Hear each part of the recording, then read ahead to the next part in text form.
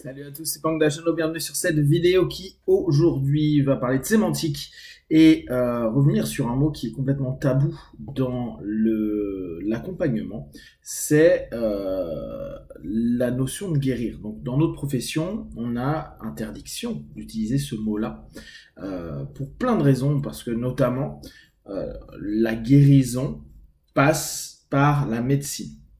Et donc, si on commence à utiliser des mots comme guérir, euh, on peut estimer qu'on est en pratique illégale de la médecine. C'est quelque chose qui crée débat très souvent avec des personnes avec qui je parle de ma profession, de ma passion, etc. Où à chaque fois on a cette question: est-ce que tu penses que l'hypnose, la PNL, les thérapies brèves guérissent? Moi, je dis: ah non, nous, on est juste là en train d'aider, d'accompagner, de permettre un mieux. Il y a peu de temps, j'avais la chance de parler avec un pote qui me disait: ah, mais tu te rends compte que derrière, tu n'offres pas l'idée que c'est possible de guérir. Après, peut-être pour des personnes qui ont vécu tout le cursus médical et à qui on leur a dit: bah là c'est un peu compliqué, ou on leur a jamais dit qu'ils allaient guérir ou qu'ils seront guéris. Et pour autant, il sait très bien que si nous on utilise en France ce mot-là, on va avoir des problèmes. Alors je me posais la question, je me suis dit: mais attends, mais guérir ça vient d'où, de quel mot? Là je vous reprends une des définitions, mais vous pouvez en retrouver plusieurs. Là je prends de la définition lexilogos, parce que je cherchais l'étymologie du mot. Ça vient d'un verbe allemand qui signifie garantir, protéger. Au XIIe siècle, guérir ne signifie que cela, mais au XIIIe siècle, la signification de délivrer d'une maladie, d'une blessure s'introduit et fait si bien qu'elle ne laisse plus aucune place à celle qui avait les droits à l'origine. Donc, c'est intéressant de se dire déjà que le mot guérison, ça ait pu bouger. Ça peut être intéressant aussi, nous, dans nos têtes, de nous dire: voilà, on est dans une notion où il y a une dynamique qui s'est créée au travers de ce mot-là, de protéger. On est passé à, j'aime bien le mot-là, délivrer d'une maladie. Délivrer d'une maladie. Et effectivement, euh, si on est un peu tatillon, nous on délivre de rien du tout. La personne qui se guérit, et ça, ce qui est chouette, c'est que cette sémantique, elle est pas mal acceptée, pas mal réintroduite dans notre milieu. La plupart des personnes disent: non, non, vous faites le boulot. Vous guérissez, c'est votre corps qui se guérit. Nous, on accompagne. C'est pour ça que j'aime ce terme accompagnement. Nous, on accompagne sur un chemin, et c'est vous, au travers du cheminement, du travail que vous faites, qui est mis en place, etc., qui permet, au travers des capacités régénératives du corps, par nous, en général, par l'esprit et par le corps, si on tente de faire des trans actives et des boulots divers pendant les sessions, à ce moment-là, il y a la possibilité de euh, se libérer d'une tension, d'un stress, d'une maladie, mais c'est jamais le praticien qui le fait. Alors que dans le rapport à la médecine, c'est au travers de l'opération ou de la médication que la personne va guérir, c'est-à-dire que c'est externe à ce moment-là. Je vous parlais il y a quelques jours bon, un peu des escrocs qu'on trouve dans notre milieu. Alors, comme je vous expliquais, c'est peut-être pas forcément que des escrocs, mais ils sont tellement dans leurs croyances que ça mène parfois à une vente excessive, et à ce moment-là, on pourrait considérer que c'est une escroquerie. Et je vous épare du fait que, par nature, on devrait plutôt aller dans une dimension qui nous permet de ne pas tomber malade, de ne pas avoir à guérir. Donc, euh, l'idée, et ça c'est intéressant parce que je relisais encore un article dessus il y a quelques jours, j'ai plus les références, qui expliquait que pour se sentir bien et pour avancer dans le quotidien, faire une thérapie quand on est bien permet de maintenir ce bien. Ce qui est un peu la même chose, et je reprenais en exemple la médecine chinoise, mais on trouve ça aussi dans la médecine ayurvédique, cette notion d'en amont de prendre soin d'eux. d'éviter d'aller à devoir se délivrer de quelque chose.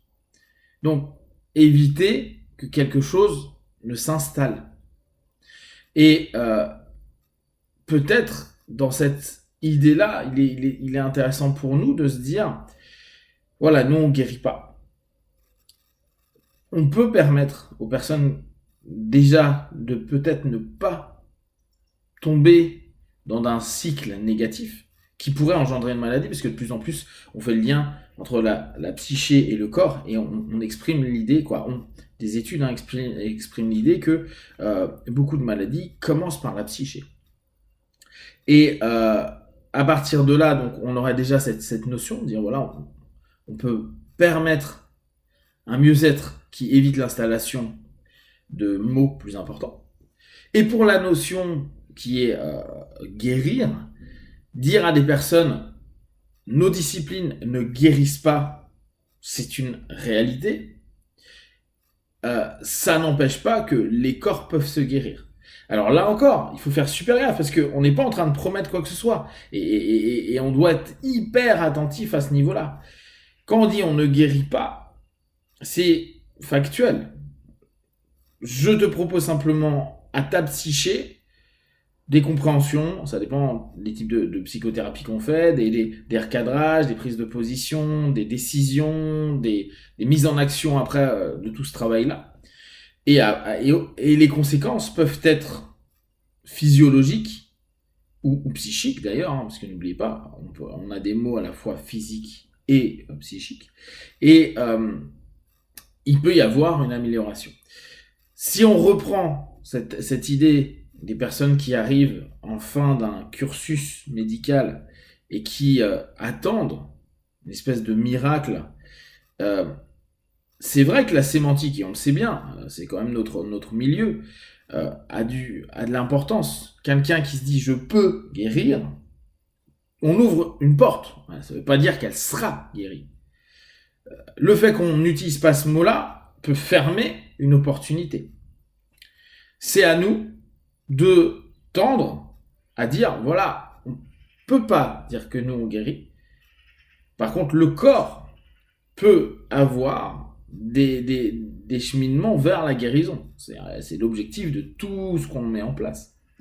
À aucun moment, nous, on sera le facteur qui va permettre de guérir. On n'est pas la pilule, on n'est pas l'opération, on est simplement celui qui propose, et l'hypnose là-dessus est géniale. Nous, on ne fait rien, on ne fait que proposer, suggérer, et la personne, dans la sémantique hellmanienne, fait comme si ce qu'on était en train de proposer était en train de se mettre en place, et travaille sur un fait comme si, pour que petit à petit, la focalisation de fait comme si, et parce que le cerveau ne fait pas la différence entre ce qui est réel et ce qui ne l'est pas, puisse influencer le processus d'auto-guérison à l'intérieur de soi, sur les différents plans qui devraient avancer. Alors c'est là où on se rend compte quand même que c'est compliqué, parce que si on veut vraiment permettre à notre partenaire d'avoir une ouverture, sans du tout dire ouais, il va y avoir un succès, mais dire ouais, on ne ferme pas et on t'enterre pas. Juste, tiens, il y a des possibilités. On doit faire très attention de ne rien promettre, et là je vous invite dans vos contrats à bien dire que vous n'êtes pas médecin, que c'est toujours les médecins qui drivent les choses, etc. Que nous, on n'en parle pas de guérison. Et on peut simplement recadrer cette idée que le corps a une capacité de guérison, mais alors, c'est pas nous. C'est là où il y a quelque chose, nous, à prendre en compte et à être très cadré et faire très attention pour justement éviter tout problème avec la médecine, surtout en ce moment où l'hypnose est pas mal regardée, scopée par l'État et par pas mal de personnes. Si vous avez des questions, des remarques partagées sur Facebook, YouTube, j'y répondrai le plus rapidement possible. Et comme d'habitude, de tout ce que je propose, ne prenez que ce qui est bon et juste pour vous. Testez, observez, analysez et concluez. Be one, ciao.